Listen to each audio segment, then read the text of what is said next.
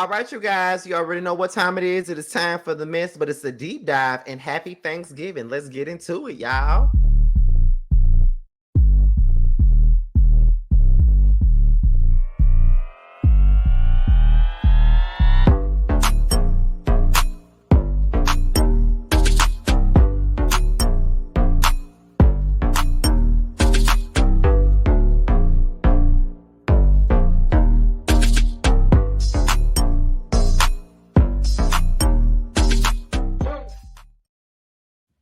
And what's going on, you guys? It's be your boy Scotty by Nature TV, and we're here for a brand new episode of Yes for the Mess. But we're here for a Yes for the Mess deep dive. And as I told you guys many a times before, I'm going to be doing a lot of deep dives on some of my favorite movies and some of my favorite sitcoms and little stuff like that. And I just felt like this would be the perfect one to do for Thanksgiving. Now, I know this video should have been out hours ago, but my schedule and things like that was all in the damn way. Okay. It pretty much was. But we had to get, I had to get it popping the best way I knew how. Now that I'm done eating with my friend and things like that, I decided to come home and do this video. Although I gotta be up at 4 in the morning. But I said I promised them this video for Thanksgiving, and they're gonna get this video on Thanksgiving. So we're here to talk about soul food, honey, and we're here to talk about who is really the damn villain in this movie. Because if you grew up watching soul food, then you know the storyline, you know the plot, you know the characters. And the main characters of said movie is Terri, Max, Bird, Mama Joe. Then, of course, you got the husbands, Kenny, Miles, and Liam. And then you got the narrator, who is Ahmad. So let's just say that when I was growing up, I always thought that Terri was the mean one. I thought that Terri was a bitch to everybody. I thought that she was a low down, dirty monkey with a wig on, all them types of things when I was growing up. And I always favored Maxine out of the sisters. And it always went like this. It was always Max first, Bird next, Terri at the tail end.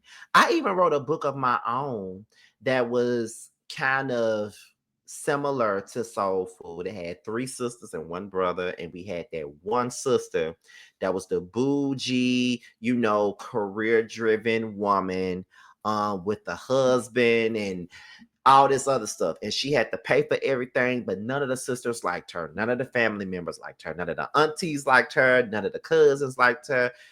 Nobody really liked her but her mom. That was in my book. And the book is called Bitch Please. Okay. Go figure. I wrote that book when I was in 11th grade. It's called Bitch Please. And the character was named Chloe. And I kind of molded that character after Terri Joseph from Soul Food, right? When that movie came out, I had to be 8 years old because it came out in 97. And I was in the 3rd grade in 1997. So it was 97 and I was 8 years old. I'll never forget I was in the 3rd grade that winter when they had the Soul Food soundtrack. Okay. Y'all do know that this Soul Food soundtrack was always iconic and it was always epic, honey. Okay. Total, What About Us? Smash. Boys to Men, A Song for Mama? Smash. The Puff Daddy song, Don't You Stop the Music? Smash. Okay. Tenderoni, Baby I? Smash. What's I about to say? Ebet, In Vogue, You Are the Man? Smash. Okay. All those songs on that album were smashes. That's back when soundtracks was just as good as the albums. So when I'm 8 years old, I'm watching a movie and I don't know no better. But I just think that Terri is such a mean, mean woman. Then when I got to high school, I still thought that Terri was such a mean, mean woman. In my early 20s, I'm thinking that Terri is a mean, mean woman. But it's something about when I hit the age of 30. And y'all know that I am 35. I'll be 36 in February, right? So I got 3 more months before I turn 36. So since I've been in my 30s, I've looked at soul food in a different way, y'all. And the question that I have is, was Terri the victim or the villain? 8-year-old me would have said the villain. 15-year-old me would have said the villain. 25-year-old me would have said the villain. But 35-year-old Scotty says that Terri was the fucking victim. And I'm going to tell you why she was the fucking victim. Terri was the oldest child. She was the most accomplished child. She was the most responsible one. She was the most educated. She had her head on her shoulders. Mom and daddy always kept her head in the books. And that's why she was a successful lawyer. She was always having to have the pressures of looking out for her mama, looking out for her sisters, always, cleaning up the messes that her family always made. And I really feel like a lot of that stemmed from when she was young. I always felt like, well, I ain't gonna say always. In my 30s, I would feel like watching this movie, there was always this rivalry between Terri and Max. And there's the older child with the middle child. And the middle child got that middle child syndrome. And I think that's what Max had. And I think it all started in the 80s when, Terri was dating Kenny when they was in high school. Terri was dating Kenny. Next thing you know, Kenny started fucking Max, who is Terri's little sister. And not only did she fuck him when they was in high school, they stayed together, got married, and had 3 damn kids together. And Terri had to sit at Sunday dinner every fucking Sunday across from them. Every Sunday, knowing that, bitch, that was my man first. And you sitting up here fucking my man, got married to my man, and had a whole family with my man. That's crazy. So I always, now that I'm in my 30s, I'm like, now that was some foul shit. That was some foul ass shit. You feel what I'm saying? Like, how dare Max sleep with her boyfriend, but not only sleep with him, stay with him, get married to him, and have kids by him? I'm trying to understand how the hell did Terri and Max get past that to the point to where Big Mama was able to, I ain't gonna say allow the shit to happen because she can't control who they love and who they fucking and who they get married to. She can't control that. But at the end of the day, it's kind of like, what the was going on? You feel what I'm saying? Like, what did Big Mama say? I really feel like because we didn't see that backstory, I feel like Big Mama allowed that shit to happen, and she probably made Terri feel like she was the bad person for feeling some type of way about it. Because remember, early on in the movie, Big Mama had told her, "Stop running down your family. You need to pay attention to your own man. Y'all already on husband number 2." She jokingly said that she was on husband number 2. You know what I mean? And telling her to pay attention to her own man, when she should have been telling Maxine to go get her own man instead of her sister's man. But that's a whole nother story. Okay, so that's one thing. 2, she paid for her sister Bird's wedding. Not only did she pay for the wedding, but she paid for Bird's salon too. Once again, something that she didn't have to do. Something that she did out the goodness of her heart.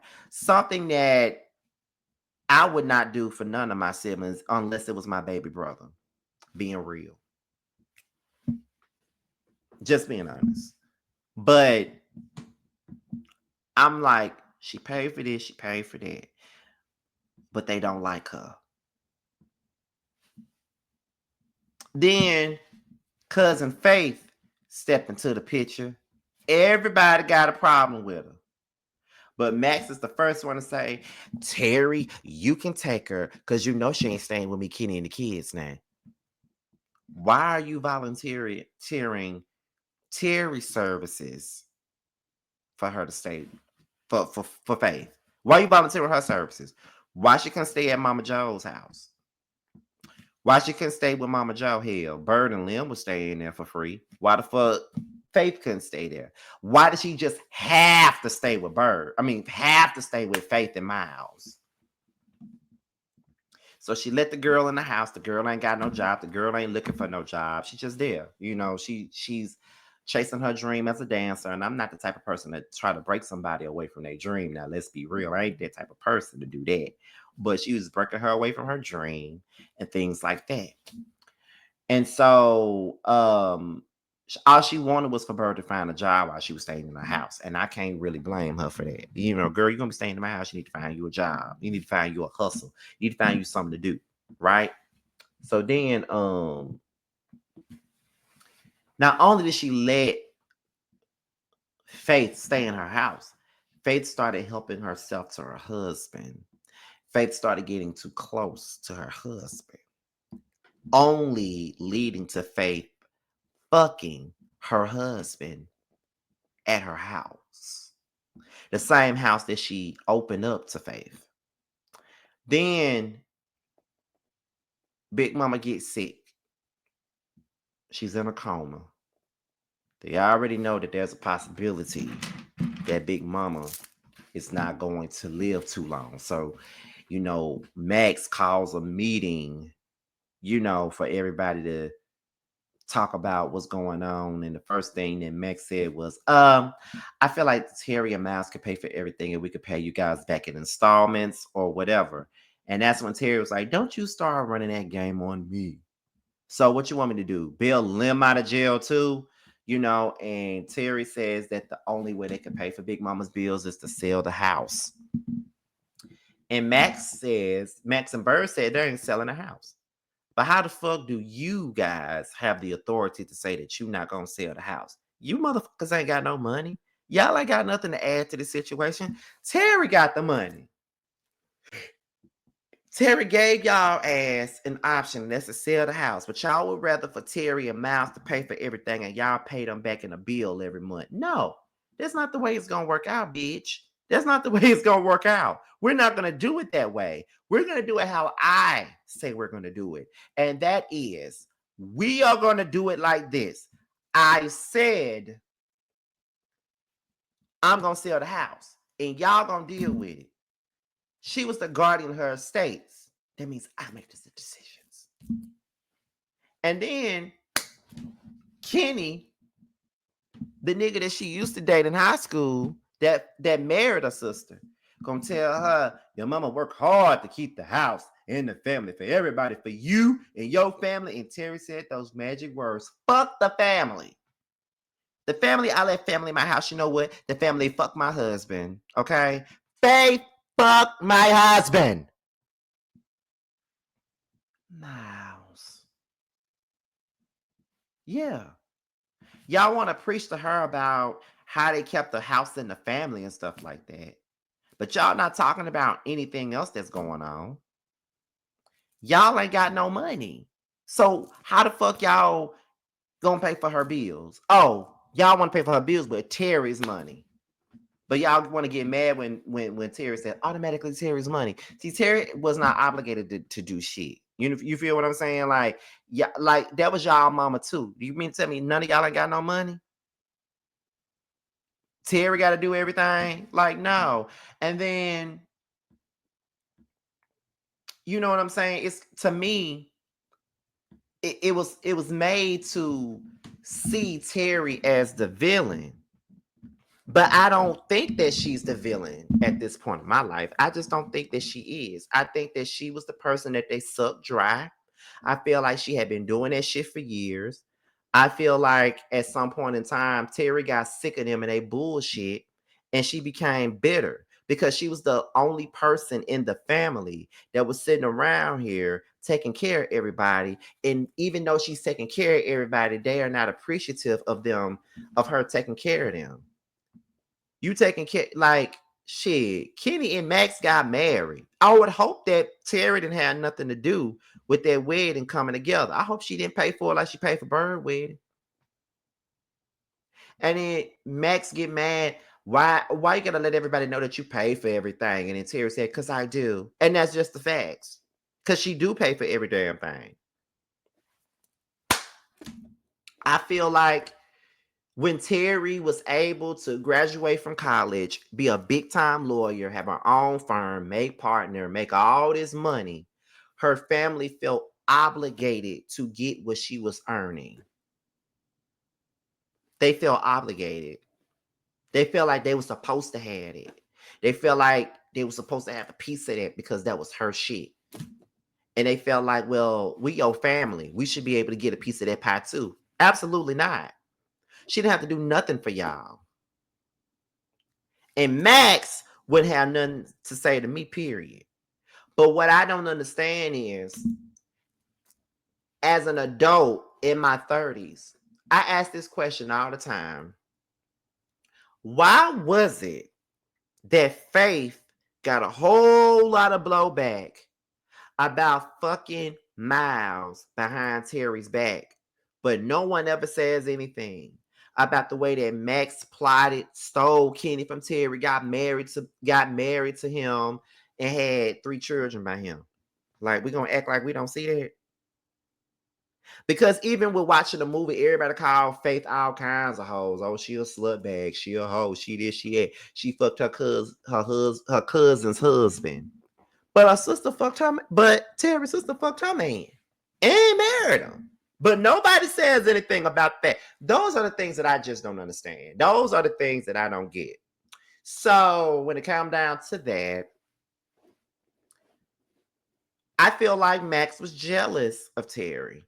I remember when they were in a hospital and the conversation went like this. Kenny, it's getting late. We still have to grocery shop for dinner tomorrow. Okay. Max, surely you don't expect to have Sunday dinner tomorrow. Why not? Jesus, Max, Mama's in a coma. No. I'm not going to allow her to ruin a 40-year family tradition. Tradition? Yes. Tradition. Don't you tell me about tradition. Because I am the oldest one. I am the responsible one. I'm the one who graduated from law school. I mean, you're the one that dropped out when you were 19. It's all about your jealousy, Max. Will you guys stop? So when Terry said it's all about your jealousy, Max, it was all about her jealousy. I think that Max was always jealous of Terry.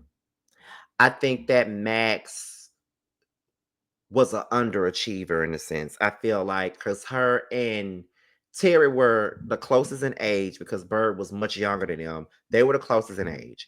And I felt like Terry was the overachiever and Max was the underachiever. Like Terry was all about her books. Max was all about running in the streets for the niggas and shit. That's what she was, the fun time girl. She was the around the way girl. And she saw all the accolades that Terry was getting and she ain't like that. Like she was jealous. She saw that Terry had Kenny and she felt like she should have had Kenny. And she stole Kenny from right up under her nose and married him and all that other stuff. So I do think that Max was a little bit jealous of Terry. I think that Bird played both sides with the sisters. I do think so. I think that while she was taking money from Terry, I felt like her and Max would sit around there and had these little conversations bashing Terry behind the back. I know this is a movie, but I'm just saying that's just what I think. Then we get to Big Mama. Now, Big Mama was the real villain to me. Max wasn't even a real villain. I think Big Mama was the real villain in this story because you had all that money stashed up in Uncle Pete's room and a damn TV, but you had Terry paying for everybody's wedding. You had Terry paying everybody's bills. You had her paying your bills. But your big ass is sitting up with all this money and Terry taking care of everything. Why the fuck you didn't take care of your own response? Why the hell you didn't take care of the people with all that money you had stashed up, Mama Joe? What was up with that?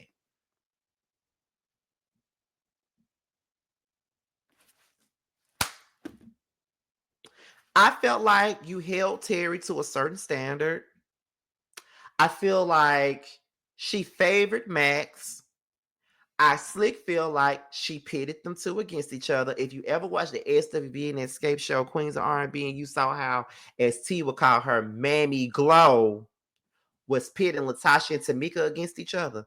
I personally feel like that's what was going on with Mama Joe, with Terry and Max. That's why they kept bumping heads the way that they did.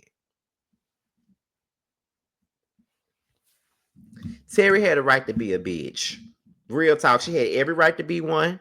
I don't blame her for being one. She had every right in the world to be a bitch. She was taking on a lot of things. She was taking on a whole lot. She had a whole lot on her shoulders. She was taking care of everybody, y'all.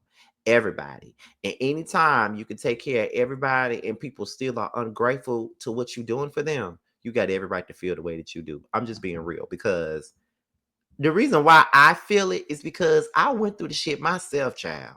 So I get it. I feel a pain. I understand. I went through that shit before my damn self. You feel what I'm saying? Like, and I still like I haven't gone through it now because I'm gone. I don't live home anymore.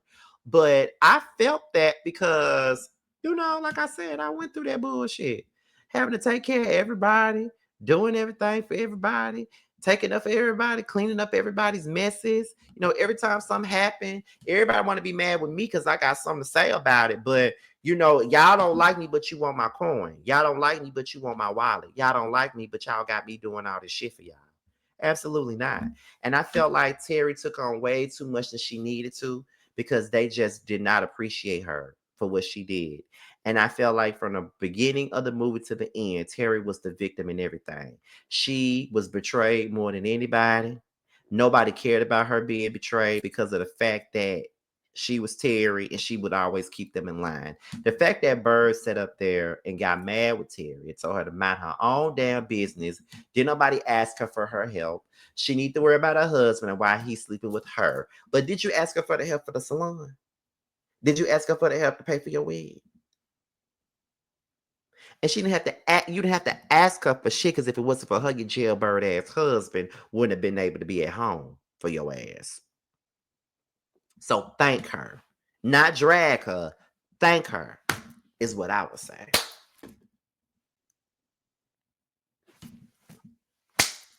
So in my opinion, Terri was the victim. Justice for Terri. In my opinion, Big Mama was the real victim. Was the real villain. I'm sorry, the real villain. Now, I want to know what y'all got to say about that in the comments, because this is a great conversation to have, and I really want to know what y'all think. So with that being said, this is your boy ScottyByNatureTV. Be sure to like, rate, comment, subscribe, share this video, and also click on the notification bell so you can be notified whenever a video drops. And if you want to follow me on any form of social media, my Twitter, my Instagram, and my TikTok will be down below. With that being said, this is your boy Scotty. I'm going to leave you guys with the video for Dublavaee featuring Bando and Carl, the MSD remix. The link to the video will be in the description box, and I want you guys to tune into it. I want to run this video up to 1K views. It's almost there, though. It's close to 900 as I film this video. But run it up. Let's get it to 1K, and guess what? Yours truly is in the video. So if you want to see me in the video, go on and watch it, y'all. So let's go ahead. I'm going to leave you guys with that clip, and I'll see you guys tomorrow. Bye. Leave the money on the dresser. Deep throat, use a lot of spit, make it messy. Slap it across your face, pull it out, put it back in. They call you gooseneck, cause she can make her throat big. Lockjaw, baby, gon' lax your muscles. You bought your best friend, shit, shorty, what you up to? Take one for the team and support your best friend. Show me how you eat that dick up on your knees with no hands. In your mouth like a motherfucking dentist. Dick move in like a motherfucking tenant. I get that bread, get that head, then I dash. I get my nut, then get back to the bag. And double back, hell nah, you ain't finished. Wanna feel the back to your throat, let me in it. Choke up on this dick, bitch, who you coughing at? Doobie doobie doobie doobie, come and get this Scooby snack. Bite, suck, dick, for a living.